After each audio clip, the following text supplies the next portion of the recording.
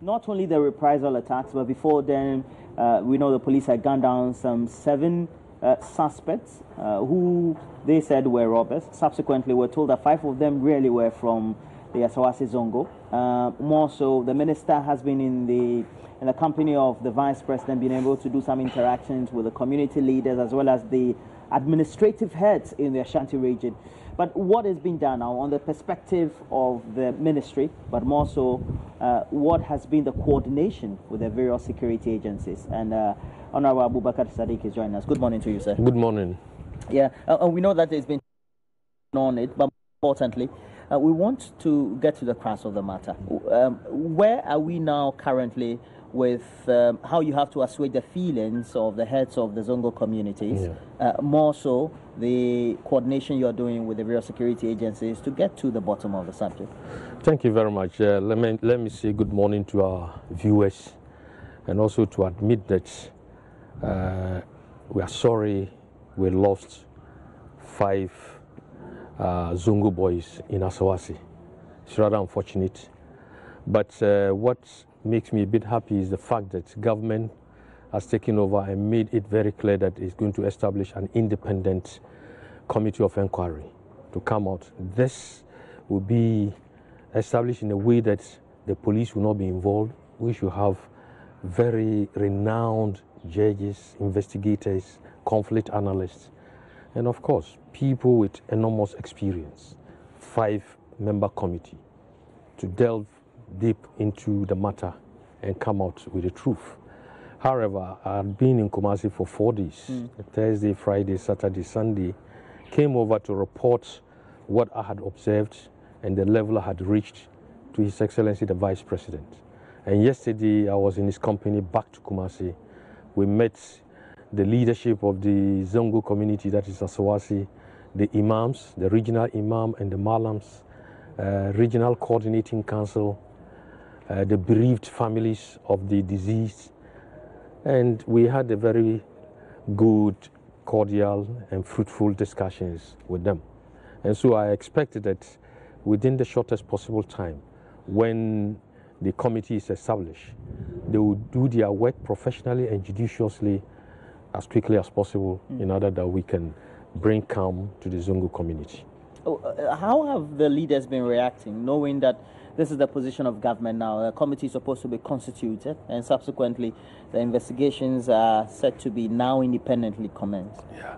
The people in the Zongo community, the leadership, look so excited, because when I went the first day, I didn't go alone. I went with the IGP, Minister for Information, Regional Minister, Ashanti Regional Minister. We called on His Eminence, Otumfu Osetutu II. We called on him to tell him our mission, and he also gave us his advice, because the Zongo people are his children. They stay close to him, more or less. They are his protectors, and they are his children and grandsons, and therefore advised us to ensure that justice comes out, and that is, if they are at fault, we should not hide it. It should be clear to everybody. And if the security forces too are at fault, we should make it clear so that proper reconciliation can be done. But I cannot preempt anything. What I can say is that I'm so happy that the regional minister and the IGP, including my brother Mustafa, Minister for Information, were together. But the first days were very, conflict resolution is not easy. First days were very, very tough. Because you even had difficulties in making entry into Asawasi in the first place. Well, I in particular didn't feel very difficult, because I see myself as Asawasi boy, Zongo boy. I live there, and I'll be honest, out of the 5 boys, 3 of them, anytime I go to Kumasi, they are always with me. So I was really shocked. I was with them in Kofodia, but I leave that to the Committee of Enquiry to do their job. But this, I think the ministry too is coming out with various activities, especially Also in terms of security, interaction between the people in the community and the security forces. When in case there's any interaction, it must be very cordial, because the police are there to protect the civil society, and the civil society too are there to protect the police. And so there must be a cordial relationship between the parties. Yeah. And I believe that there has always been perception that when the police is close by, all is to attack, all is to shoot. And I think we need to reverse that impression. Mm. Over the weekend, I was in Ashaiman and I grew up in the community. So I interacted with some of my friends who were in Zongo. And they seem to have this, it seemed to have resonated across the Zongos. That there seemed to be some tension between them and the law enforcers and all that. How have you been able to perhaps calm nerves and do the transitioning in doing the communication to the other Zongo communities? Yeah, that's why I said the early days were very, very, very tough. And the point is that this seems in a way a kind of an early warning sign, because what happened, we have had various experiences. Something happened in Ehua. I was there. There was a similar incident, and this one happens. So immediately it sent signals to almost all Zongos in Ashanti region, and it started moving very fast. That's why I said the early days were very, very tough for me. I had to meet, you couldn't meet all the stakeholders immediately. In conflict resolution, you don't do that, because the first day was tough. And unfortunately, the first day, because we were coming, the police thought they needed to give us protection. But I told them at a point, because as soon as the people saw the police coming over, they started throwing stones. They became agitated and started attacking. So immediately I called on the Ashanti Regional Minister and IGP to withdraw them. In fact, that was what saved us. As they withdrew, now the stakeholders were prepared to meet me, because I told them I wasn't going until I had audience with them. And I met the chiefs, met the Zongo imams, and we had a fruitful discussion. And later, the youth were also agitated because I didn't meet them. I came down, and earlier, about 2 months ago, another young gentleman was also shot, and he was being buried that Friday. So as soon as they went and buried him, they came back to the central mosque.